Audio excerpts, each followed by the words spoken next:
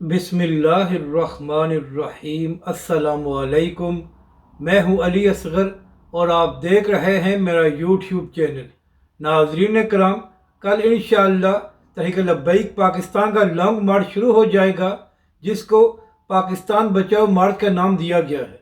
और नाज़रीन कराम, इसकी क़यादत तहरीक लब्बैक के सरबरा अल्लामा साद हुसैन रिज़वी खुद करेंगे और तहरीक लब्बैक के कारकुन बेताबी से अपने कायद का इंतज़ार कर रहे हैं।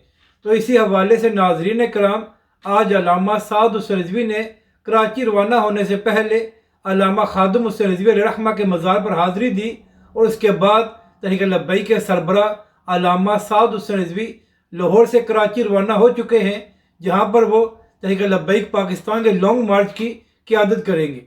नाज़रीन कराम, इस वक्त बड़े बड़े सियासी रहनुमा भी तहरीक लब्बैक पाकिस्तान के इस लॉन्ग मार्च की हमायत कर रहे हैं, क्योंकि जिस वक्त इमरान खान और हुकूमत अपनी कुर्सी की खातिर लड़ रहे हैं, तो उस वक्त अल्लामा साद हुसैन रिज़वी ही पाकिस्तानी अवाम के लिए मैदान में आए हैं।